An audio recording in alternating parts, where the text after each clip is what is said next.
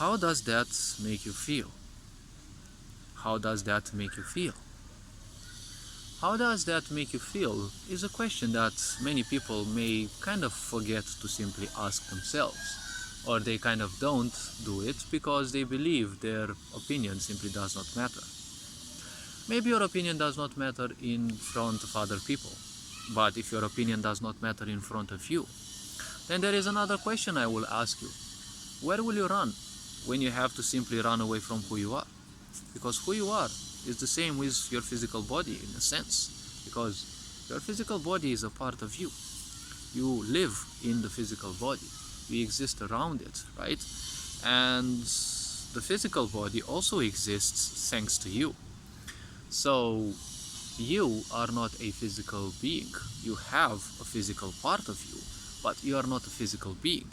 So if you are beyond physicality, you simply cannot run anywhere. You live in this physical body.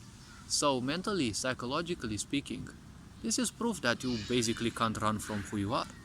Oh, surely you can distract yourself with lies, but we don't call it in English for nothing. You can distract you from yourself, right? You're distracting from yourself, or you're distracting yourself from who you are. Yourself is an accumulation, more or less, of ideas, opinions, things that you learn from others, things that you read, things you acquire from books, internet, other people, more or less, because when you came into this world, technically you didn't have any knowledge of anything. Yes, your karma was existent there. That's why science also says that, well, many of the things that we know, we simply don't learn them for the first time in a certain life. We reactivate them because that's past life experiences and the such that you may actually connect to. But in this life, which is the most important because this is the life we are living, ask yourself the question, what it is making you feel like, or how does it make you feel? Because this is one of the most liberating questions. It will always feel crunching, it will always feel bad, because it makes you accept the truth. And the truth, it scares people in this world. That's how fake this world is. So if the truth scares people, who is it to call? Right? If most of the people are afraid of the truth, it means you simply can't trust them, because if they're afraid of the truth, they will not necessarily embrace it. But let's not actually generalize, because most of the people actually embrace the truth. It's just that they're too afraid to do so. The truth of who you are is written in your emotions, because how you react to things is another part of you, your unconscious part, because reaction means impulse. Impulse means unconsciousness, right? So the way you feel about a certain thing most likely is genuine. If you feel bad about a certain thing and you're lying that you're not feeling good, you're actually doing very good, or it's anything else than you are actually feeling, you're kind of fooling yourself. That's basically the same way people have treated you. Most likely your parents, this is a kind of a form of a gaslight.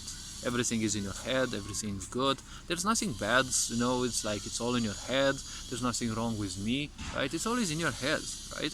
It's the same thing with this reality. People have their own opinions, people have their own concerns, but society does nothing say that, no, it's just in your head, do everything that everyone else does, be compliant, don't question authorities. This sort of introspection is highly important because people have spirit, people have a willing to know what is beyond them, and therefore those who do not guide them towards this are simply not going to be trusted, because ultimately that's how things are. If someone doesn't help you evolve, well, most likely they're keeping you in a cage.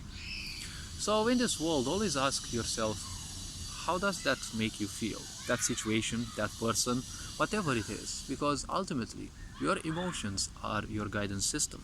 If they hurt, it means you are being hurt.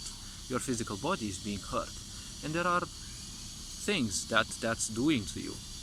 When you are sad, when you are angry, it affects your whole body, right? And we live in a world that's constantly bombarding you with fear. Haven't you asked yourself, why would that be? Why is it that only fear, right, shame or guilt Every time someone wants to do something, it's shame and guilt. Even your parents do that. You want to do something different than they want you to do, and well, you should be ashamed because God didn't say so, or this or that, right? Whatever stupid reasons they might have. You have to understand most adults are kind of wasted materials. Because, well, not most, many adults, because they just believe that whatever they know is whatever there is and there cannot be anything else. This is something that in a very ironical way, I call wasted, genetic material, because such people won't accept change. If you don't accept change, it means you are an enemy of progress. So you are an enemy of anyone who simply wants to do things. So you want people to stay the same. Being the same is kind of like being dead, because the dead people simply no longer change. Whatever the life they had, well, it's just a physical body that's left behind. It's just a set of physical remains, and those, well, theoretically they don't change. Well, erosion and all sorts of time-bound aspects of physicality will take place, yes, but ultimately there's nothing more going on with that body. To that body, yes, but with that body, it's not gonna happen, anything out of its own accord. So people who don't want you to change, well, technically they are kind of like a coffin keeping you in there so that they make sure you don't run away, which is kind of stupid in a way. But the point about life is people will do whatever they feel like. The problem is, if you allow too many ignorants to do what they feel like, authoritarian regimes will always exist. So listen to your emotions, because your emotions are there, and they are there for several reasons. They are not there to hinder you, as you may have been taught that your mind is impossible to control, your emotions are impossible to control. You simply cannot achieve that. The mind cannot be controlled, emotions cannot be controlled, but you can think, what is it that it is affecting you? Your relationship, your friends, enemies, relatives, whatever.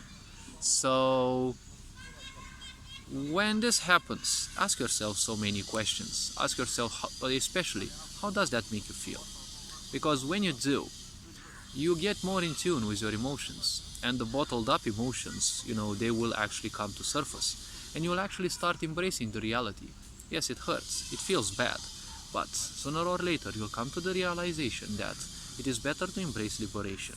It is better to embrace truth where you have to do so much work to improve who you are, even if you have to ditch a lot of the people you once knew, parents probably included. Then simply live in a beautiful lie, because a lie is an illusion. It doesn't exist. You're just supporting it with your mind, and then you're wondering why you are feeling so pathetic, why you are feeling so bad and so tired, right? So always ask yourself how you are feeling, because your emotions are valuable. They should be the most valuable thing. How you feel is extremely important, because ultimately it is saying a lot of things. It is telling you truly how you are feeling, beyond those voices in your mind that are telling you, no, it's just in your head, you're just pretending. Those voices who, for some reason, they don't even belong to you in the end. All this being said, you're appreciated. Take care. Ferenc Board signing out.